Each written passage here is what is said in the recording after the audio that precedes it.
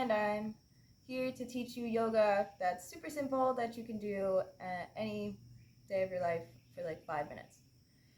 In this video, I wanted to talk about a few simple stretches that release a lot of tension and are kind of some of my favorites. And don't take very long. Yoga doesn't have to be an hour. It can be, I got some time right now. Maybe I will do yoga. So I'm going to start with talking about the hips. I think a lot of everybody stores tension in the hips. I heard from someone once that this is where we store our emotions, but maybe that's everywhere in our bodies, but we're going to talk about it in the hip flexors today.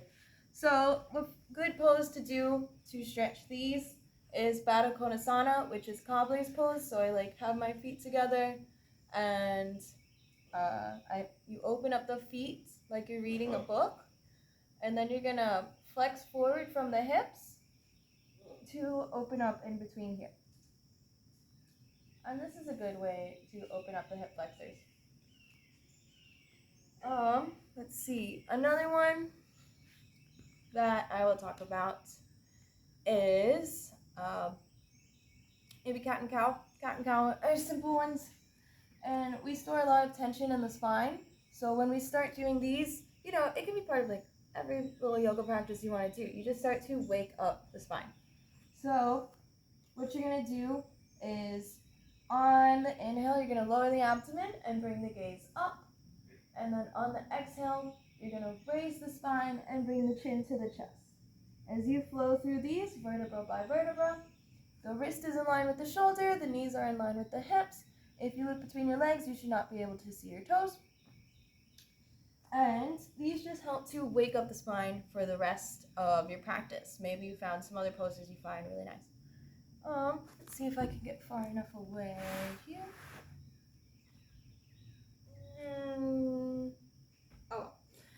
I can't really do one in this video, but forward folds I teach in every class. Every class should have a forward fold. They can be like legs extended or your legs together. And why I love talking about forward folds is like I said, we hold so much tension in our spinal cords. So when we do forward folds, we're releasing this tension. And it's said that the more you practice forward folds in your daily life, the more we decrease anxiety and depression and our experience of those things, because we're letting go. We're just taking a second to just let all the stress that's stored up there just blue. So let's see, what might be another good one. I guess the last one I would talk about is downward dog, because we all have so much stress in our hamstrings. And so with our downward dog, we just need to be farther away from the camera. Alright, we're going to start in our tabletop position. We were just here for cat and cow.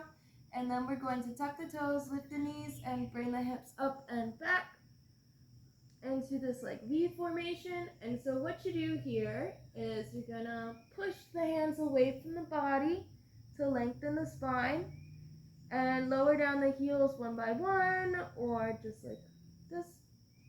And you can let the head hang here, and just find some time to enjoy the stretch and really let go of all the stress that we store in our hamstrings. To get out of this pose, downward dog is also really amazing because it's a good transitional pose for your whole yoga practice you might be making for yourself.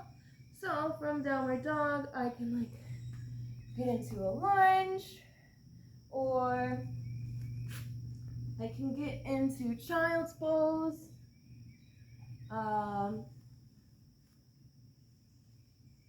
I can even stand up from here.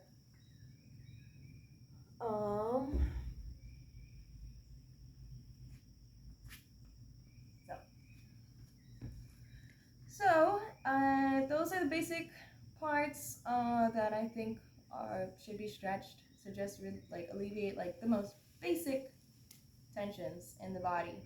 We generally all have them here in our hamstrings. We have them in our spine and we have them in our hips.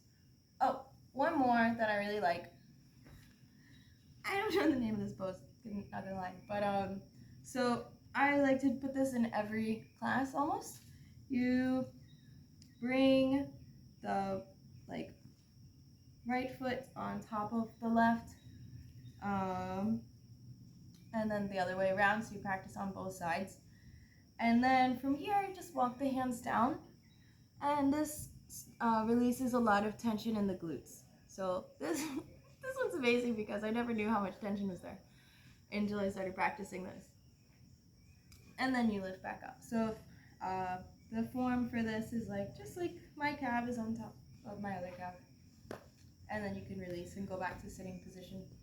So that sums up our couple different poses to add into your yoga practice.